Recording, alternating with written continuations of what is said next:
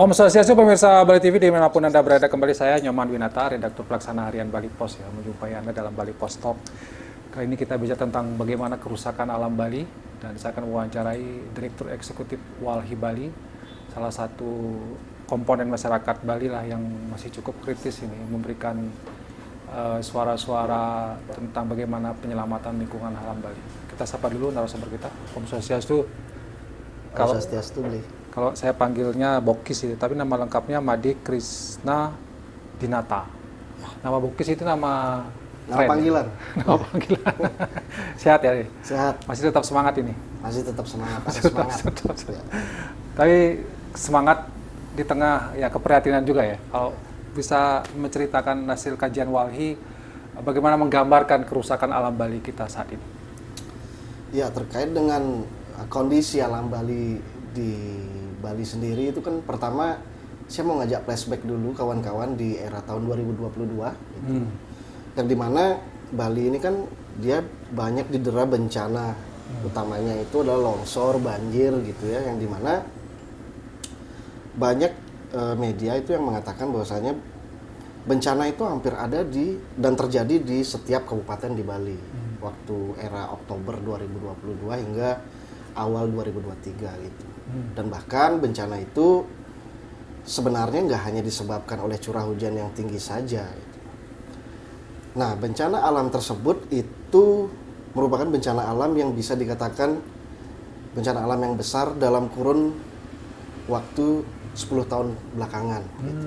Jadi saya pikir bencana alam itu terjadi tentunya ada faktor lain yang menyebabkan. Nah, salah satu faktor yang mungkin bisa kita duga terkait dengan penyebab bencana alam tersebut itu kan adalah masifnya alih fungsi lahan seperti itu. Masifnya alih fungsi lahan di Bali. Ya. Dan di samping itu emang ada faktor-faktor yang memang menyebabkan di mana banyak tutupan-tutupan semisal sawah yang kemudian udah nggak jadi sawah lagi, jumlah luasan hutannya berkurang seperti itu. Jadi itu kemudian yang menjadi trigger bagaimana bencana di tahun 2002 tersebut terjadi hampir di seluruh Bali berupa banjir dan tanah longsor. Lalu kemudian catatan kami berbicara dengan lingkungan dan juga PR beratnya ya. Nah, 2023 sepanjang tahun 2023 kita kan diperlihatkan bagaimana hampir semua TPA, tempat pemrosesan akhir sampah itu kebakar. Ya. Kayak gitu, yang dimana emang 2023 itu terjadi kemarau panjang kan, nggak hujan-hujan, yang dimana itu disebut istilahnya tuh El Nino gitu.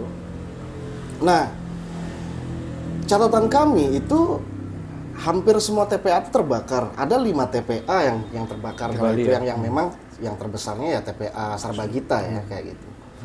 Nah, kita pikir ketika hujan dengan kapasitas maksimumnya menyebabkan longsor dan banjir, dan ketika kekeringan maka sampah TPA sebagai tempat pemrosesan akhir sampah itu yang kemudian kebakar. Dalam artian di musim hujan dan di musim kemarau kita tetap punya problem. Terlebih tata kelola sampahnya itu masih menjadi PR hingga hari ini kan, karena ya sebelum TPA itu terbakar otomatis dia akan overload dulu dong. Overload, dia kebanyakan dan kemudian di-trigger dengan hawa atau suasana suhu yang memang panas, nggak ada hujan, dan menimbulkan api kayak gitu. Terlebih sampahnya itu nggak dikelola dengan baik, alias nggak dipilah kayak gitu kan. Nah, itu kemudian yang menyebabkan, atau dalam kacamata kami, bentuk-bentuk kerusakan lingkungan kayak gitu. Nah, di samping itu saya juga ingin sedikit share. Jadi BRIN, Badan Riset Indonesia Nasional nih, dia merilis kalau umpamanya Bali itu adalah salah satu pulau yang akan terancam hilang, atau sebagian besar Bali Selatan itu dia akan mengalami sebuah penyusutan kayak gitu. Jadi Tenggelam karena pemanasan global. jadi si BRIN itu yang mempublikasikan hasil penelitiannya itu menyebutkan kalau umpamanya garis pantai di Bali sendiri itu menurun menjadi 662,59 km dari yang sebelumnya itu 668,64 km. Terjadi di antara tahun 2016 hingga 2021 dengan rata-rata pengurangannya itu 1,21 meter. Jadi saya pikir 1,21 meter. per tahun dari 2016 hingga 2021. Jadi saya pikir hal ini harus menjadi perhatian khusus ya, terutama kan kita tahu Bali ini pulau kecil yang memiliki daya dukung daya tampung yang terbatas. Namun Bali sampai detik ini masih senantiasa digempur oleh pembangunan infrastruktur, terutama pembangunan infrastruktur yang berwawasan pariwisata. Tapi kalau kita mungkin menyimpulkan dengan secara garis besar, sudah seberapa parah sebenarnya? Kalau mungkin parah, sangat parah, atau gimana ini sebenarnya? Sangat parah. Sangat parah ya? Kalau umpamanya dalam konteks konstelasi Bali sendiri kayak gitu. Seperti kerusakan alam Bali ini sudah sangat parah. Iya, seperti misalnya kayak bencana alam 2022 kita lihat dan begitu. Kemungkinan besar akan terjadi bencana alam yang lebih besar lagi nanti di masa-masa berikut. Di masa berikutnya iya. Sangat parah dan tidak ada gejala, ini akan berhenti kerusakan alam. Ketika tata kelolanya masih seperti ini iya. Seperti itu. Ya. Tapi kalau Bokis melihatnya apa penyebab? Kalau misalnya kan dulu zaman Covid, dulu kemudian kita disarankan, kita nggak bisa tergantung dari pariwisata. Kemudian muncul wacana, jangan hanya pariwisata, kita cari yang lain gitu. Tapi setelah Covid selesai, apa yang terjadi? Apakah ini juga menjadi pemicu semakin parahnya kerusakan alam? Iya tentunya, kan pasca Covid justru dalam catatan kami itu grafik pertumbuhan pembangunan infrastruktur pariwisata itu menunjukkan angka yang sangat drastis peningkatannya gitu. Yang dimana kita mencoba menghimpun data dari Badan Pusat Statistik itu misalnya itu dari 2009 hingga 2023. Karena kalau kita lihat kunjungan wisatawan itu di 2029 itu kunjungannya 2.300.000-an orang nanti ya. Nah, sedangkan di 2023 itu udah mencapai 5.248.113 di tahun 2020. Jadi sangat signifikan sekali kayak gitu. Nah, meningkatnya kunjungan wisatawan ini itu sempat mendapatkan perhatian dari berbagai media internasional yang dimana kita ini udah mengalami situasi yang namanya disebut over tourism. Gitu. Dan hal tersebut juga diafirmasi oleh Menteri Pariwisata Bapak Sandiaga Uno, terus PJ Gubernur Bali juga memang mengakui bahwasannya situasi Bali itu udah over tourism kayak gitu. Nah, selain kita memang melihat situasi over tourism yang tentunya memiliki impact ya seperti istilahnya peningkatan polusi, kebisingan, lalu kemudian kemacetan itu pasti sangat naik grafiknya. Nah, ternyata jumlah pembangunan infrastruktur itu juga meningkat. Anggaplah di tahun 2000 itu jumlah hotel berbintang itu jumlahnya 113. Nah, di tahun 2022 itu jumlah hotel berbintang itu udah mencapai 541. Hotel berbintang.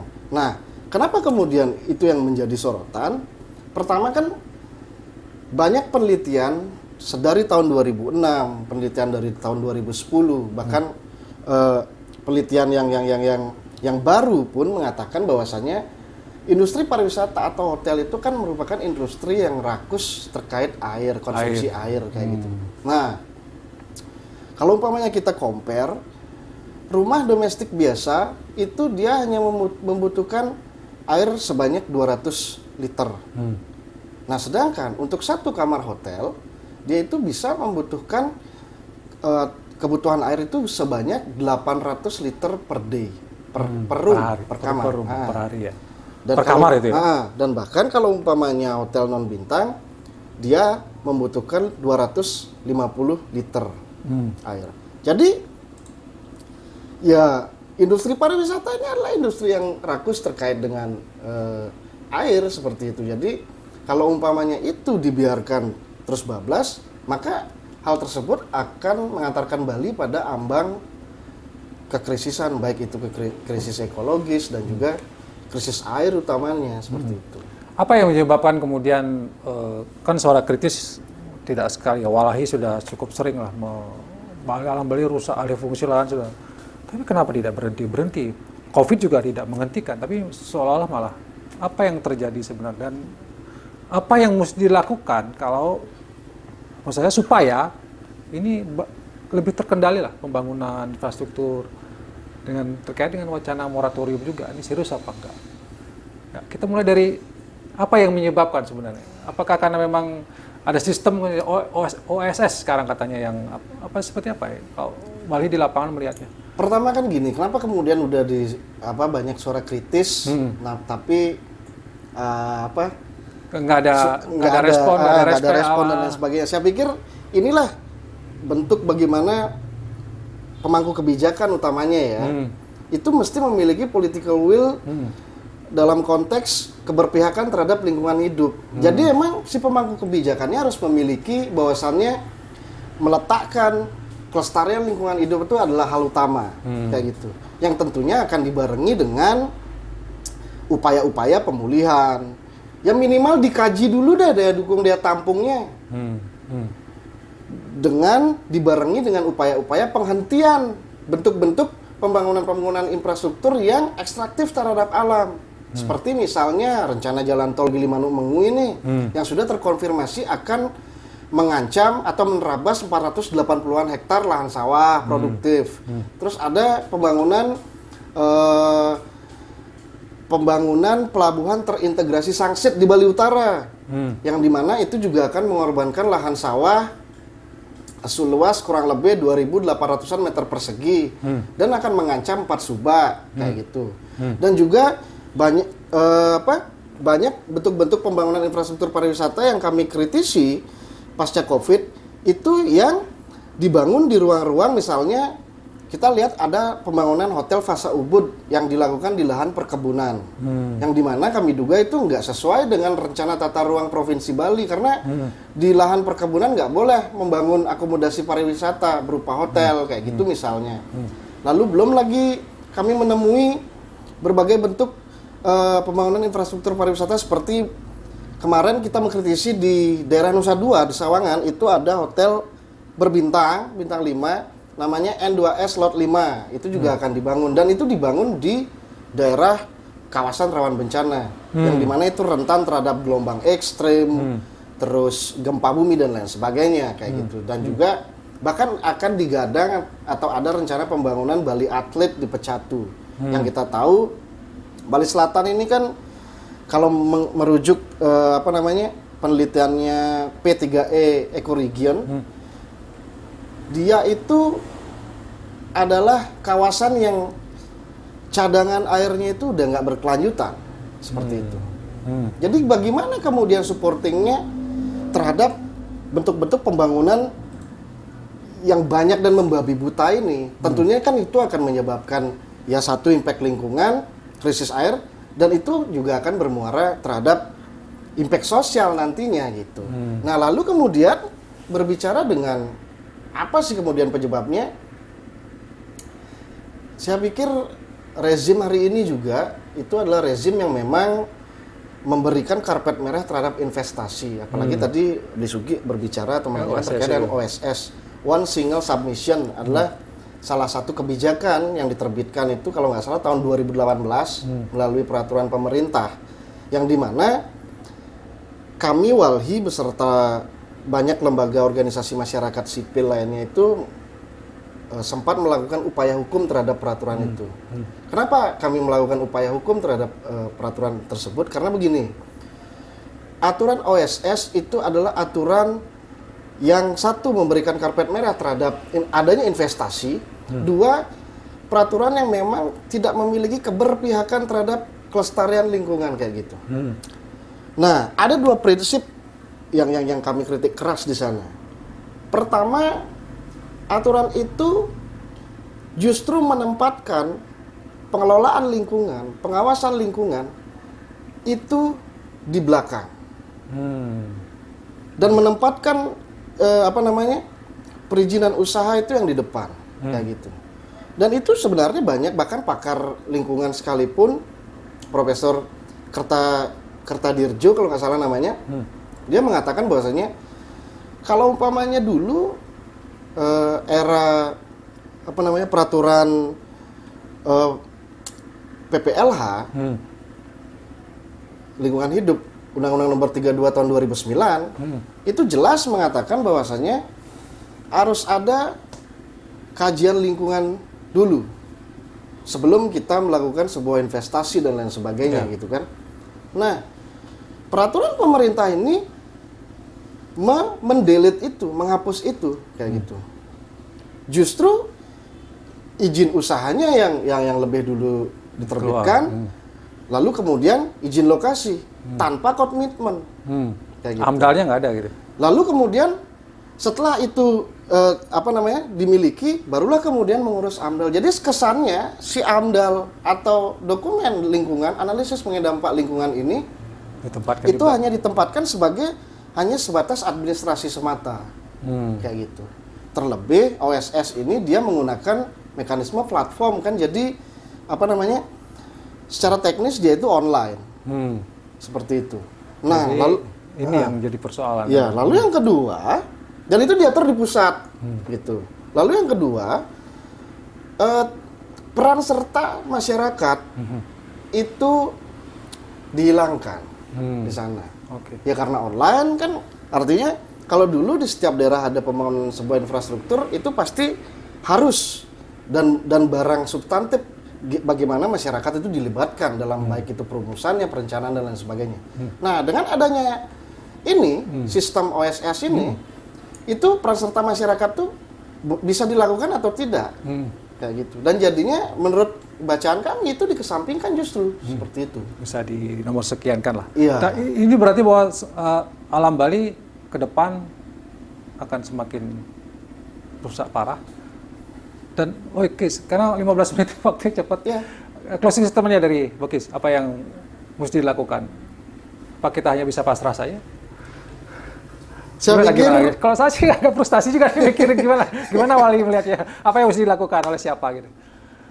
Ya, artinya kami sebagai organisasi pemerhati lingkungan tentunya akan terus berupaya memberikan edukasi kepada publik tentunya terkait dengan bagaimana kondisi alam dan juga bagaimana semangat untuk menjaganya.